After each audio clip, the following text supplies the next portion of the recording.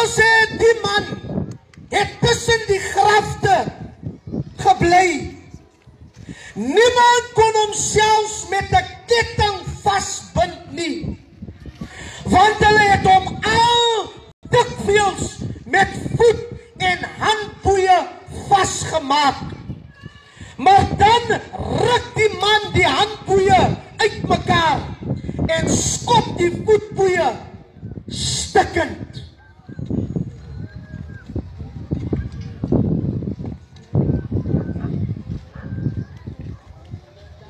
Niemand kon hom pasraak nie.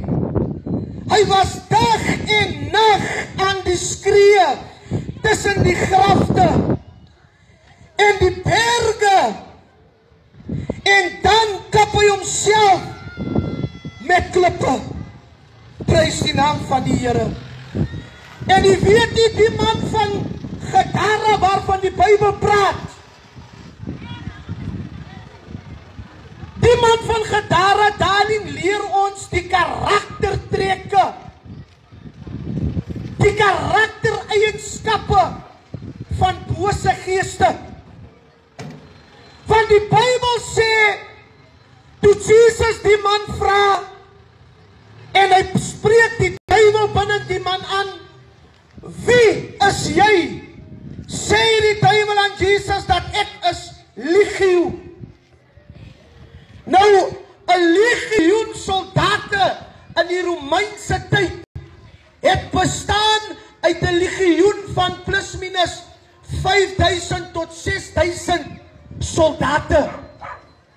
Hoor mooi wat die duiwel sê. Die duiwel sê binne die man wat in die grafte geleef het, dat ek is legio.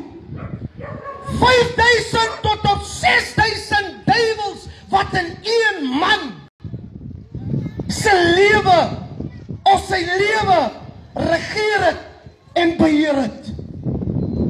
Mense, ek weet nie of julle besef hoeveel 5000, 6000 duiwels in een mens. Ek dink ons kan ons myself net indink, hoe was dit vir hierdie persoon om 5000, 6000 duiwels in sy lewe te gehad het. En weet jy, as ons praat van die man van Gadara, dan praat ons van 'n selfvernietigende gedrag. Die karaktereienskap van die duiwelse bose gees wat in die man was 'n mag van selfvernietiging.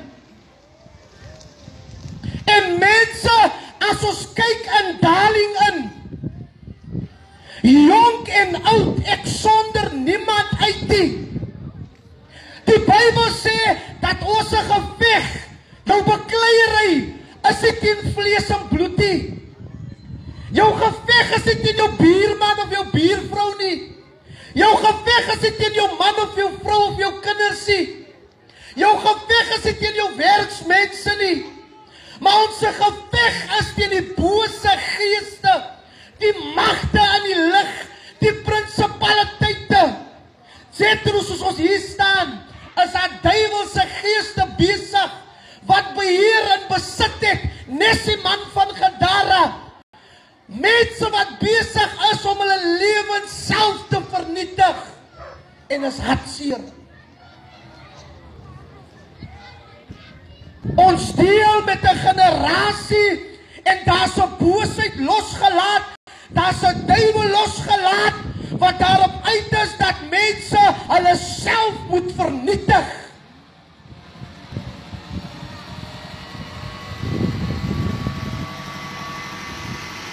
As ons gaan na die Bybel, dan lees ons kom agter die boek van Genesis, in die tuin van Eden, en weet jy wat is so mooi van die tuin van Eden? Die tuin van Eden symboliseer, of praat van harmonie. Harmonie. Toe God die mens maak, die aard in sy volheid, toe maak hy alles perfek. Goed. Flawless. Hy was nie fout nie. Hy was nie fout met jou en my nie, niks nie. Ons was op die pad van selfvernietiging nie. Maar daar was een engel wat besluit het, ek wil God wees. Ek wil die troon van God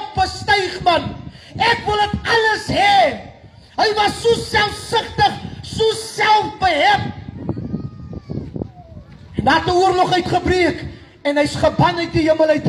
Nou die Bybel sê, en Jesus staan terwyl hy sy disippels lees, sê hy het gesien die duiwel soos 'n verskietende ster na die aarde toe neerval. En hy loop rond soos 'n brullende leeu. Hy loop en soek wie om te verslind, jonk en oud. En ons hoef nie ver te gaan nie.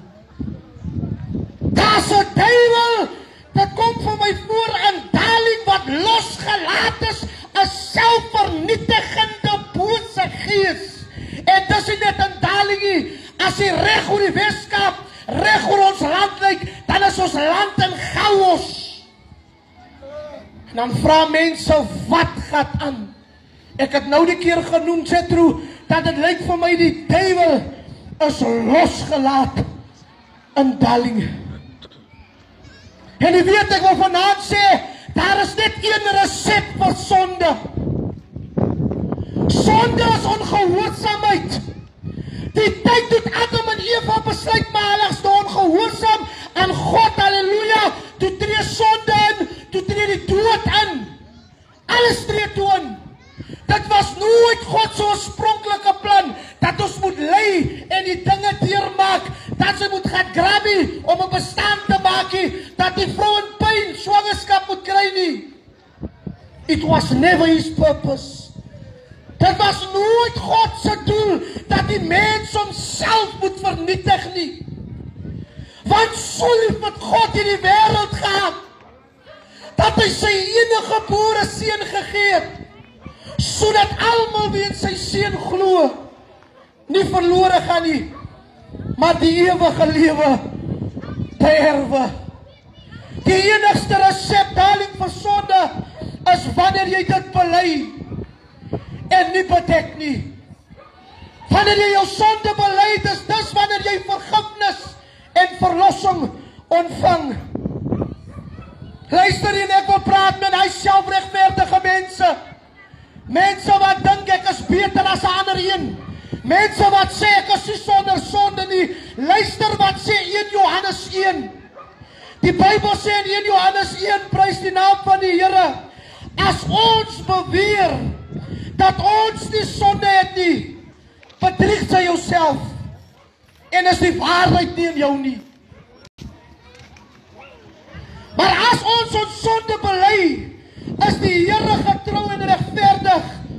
Hy vergewe jou sondes, hy reinig jou van alle ongeregtigheid. As ons beweer dat ons nie gesondig het nie, maak ons Jesus tot leenaar en sy woord is nie in ons nie. Jesus het gekom na die wêreld toe ons nog nie gebore was nie. Jesus het gesterf aan 'n houtkruis toe ons nog sondaars was, man. Stikken. Hier's 'n ding in daling losgelaat en ek sê dit is 'n hel, of dis 'n duiwel uit die put van die hel, 'n selfvernietigende ding, bose gees. Luister jy, as jy kyk na ons jong en ou mense, dan is mense besig om hulle self, hulle eie lewe stelselmatig te vernietig. Sy stadig maar verseker besig om jouself dood te maak. Selfvernietigende gees. Luister wat sê die Bybel. Die Here sê in Jesaja 18. Ek lieg nie, man, dis wat die Here sê. Die Here sê, dit is beslis nie my wil dat die goddelose moet sterf nie. Die Here sê, my God, dit is sy wil dat hy hom bekeer van sy verkeerde dade en dat hy bly lewe. God se wil is nie dat mense moet sterf nie. God se wil is nie dat mense mekaar moet uitmoor, doodmaak, seermaak, mekaar haat, nie mekaar kan verdra of vergewe nie. Dit wat in ons paaie aangaan, dit wat in ons dorpe aangaan, dis nie God se wil nie.